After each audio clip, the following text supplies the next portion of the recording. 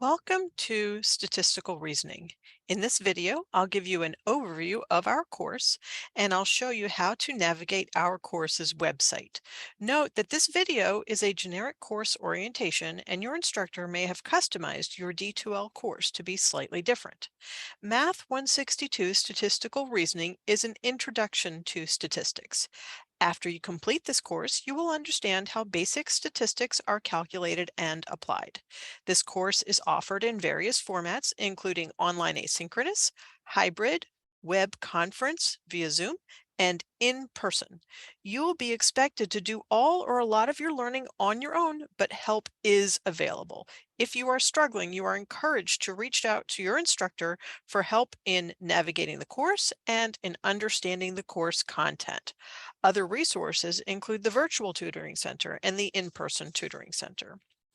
Some students are taking Math 062 concurrently to support their learning in Math 162. The activities you do during class time or while watching videos are specific to Math 062 or to Math 162, but all other assignments in these courses overlap. For the work that counts in both courses, you will only submit your work once in Math 162. We recommend purchasing the Math 162 textbook, which you will use as a workbook as you do your in-class activities either during class or while watching videos. The textbook is only available in the Delaware Tech campus stores. If you prefer, you can use the PDF files for each lesson that are embedded in D2L, but the workbook will save you a lot of note-taking, time, and effort. The same options are available for Math 062. The fall 2022 prices for these workbooks are $35.50 for the Math 162 workbook or $31.25 for the Math 062 workbook. In addition to these workbooks, you will need a scientific calculator and a device that can use the free stat apps such as a laptop, tablet, or a smartphone. You can use a traditional scientific calculator, or you can use the one that is built into your smartphone or other device. You may also find it helpful to have paper, pencils, and colored pencils or highlighters during your coursework. When you first log in to Delaware Tech, you start out in what's called the portal. When you click Courses or D2L, you go to Delaware Tech's Learning Management System, which is also called our LMS or its brand name Brightspace. Let me make that a little bit bigger, okay?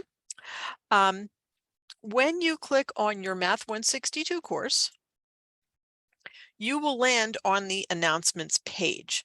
The primary ways that your instructor will send information to you are using the announcements here in D2L and using your college email. So it's important to check both of these frequently, at least every couple of days.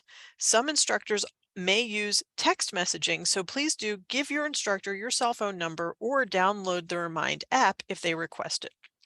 The best strategies for success in statistical reasoning include staying organized, meeting all deadlines, and communicating with your instructor. Let's go to content. This is where you will spend most of your D2L time. First, let's look at the course schedule. You should consult this weekly timeline schedule on a regular basis to make sure you are staying track with activities, assignments, and videos. Your instructor may adjust it, but this is an example of how one weekly timeline schedule is set up. Now let's go back to the table of contents. And now let's consider the Getting Started module. In this module, you will find general course information such as the course overview, which is where this video can be found, instructor information, the syllabus, course evaluation measures, course expectations and policies, and various other resources. It is your responsibility to review these materials, but I'll give you the highlights here. The syllabus is a broad description of our course and includes the weight of each grade's category. The course evaluation measures module is just the grades categories. So you see how that is set up. 20% for preview and practice, 60% for projects, and 20% for weekly activities. Going back to getting started, the course policies and expectation module, the course policies and expectations document has a lot of really important information, so I recommend bookmarking it. This includes policies related to communication, required course materials,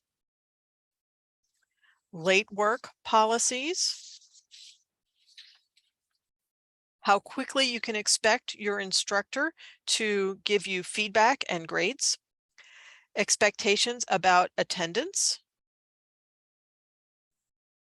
what kind of graded items are in the course, as well as tips for success and a link to the student handbook, which explains college policies. Let's go back to getting started and let's talk about the learning cycle. This learning cycle document explains how this course works. So if you are only taking Math 162, this is the whole thing. You will start with the preview assignment, and then you do the in-class activity, either via video or during class, and then you do a practice assignment, and you do a project at the end of each unit. So you're going to have a preview for each sub-lesson, and then the in-class activity, and then the practice assignment. So there's lots of these, but only 5 projects. And this will become more clear as you proceed and as your instructor communicates with you about what you're doing each week.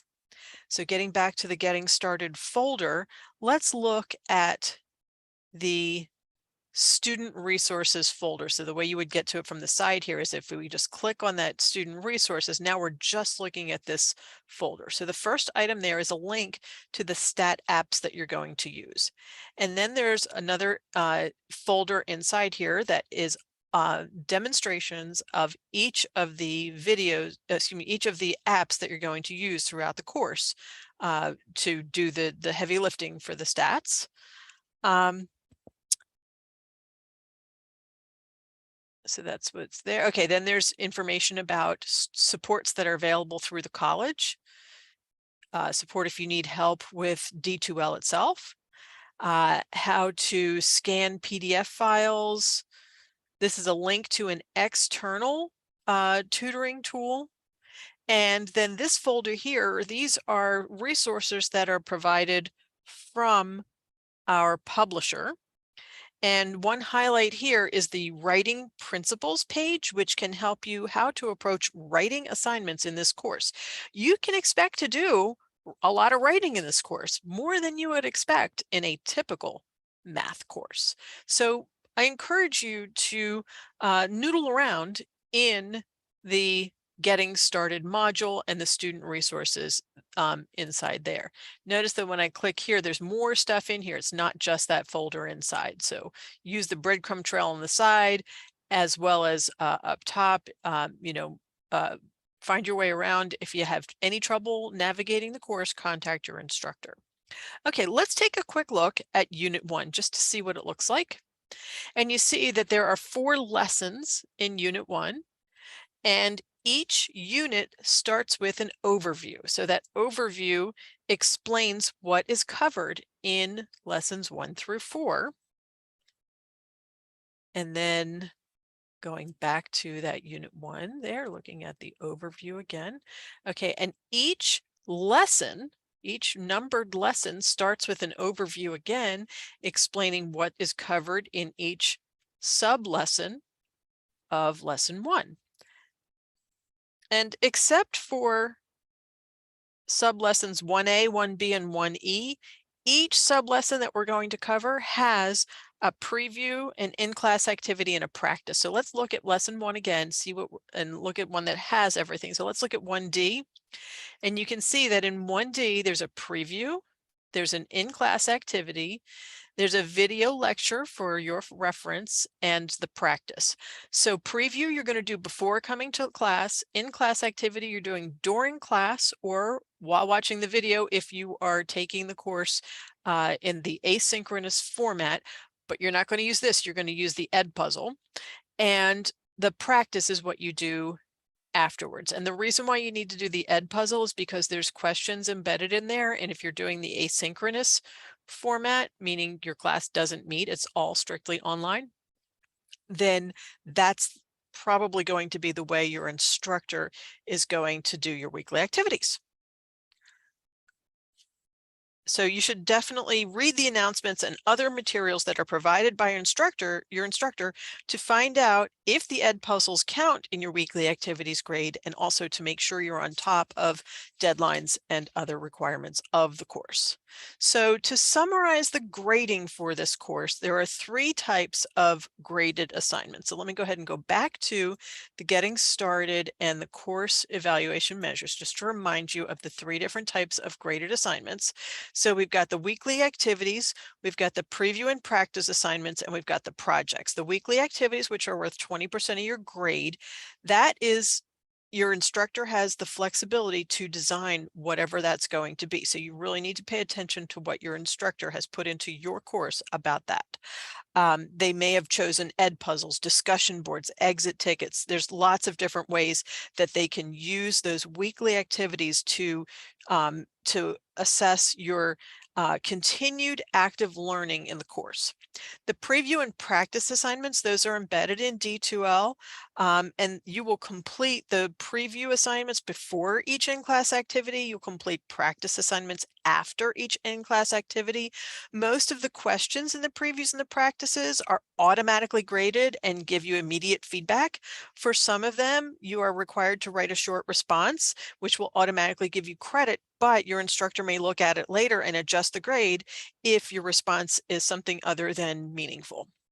Projects are worth 60% of your grade. So obviously that's what you're going to spend the most of your effort on. Those are going to definitely be the most time-consuming item. And there's one project with each of the 5 units. For each of these projects, there will be 2 deadlines. There's going to be the final deadline, and a week before that is going to be the draft deadline. The idea is do that draft as though it's the final one, and then your instructor will give you the opportunity to have a conversation about your draft project, to see what you can do to improve. So submitting a draft is a valuable opportunity. So please do take advantage of that. And at any stage of the learning process, you should ask questions if you have them. Thank you for watching and have a great semester.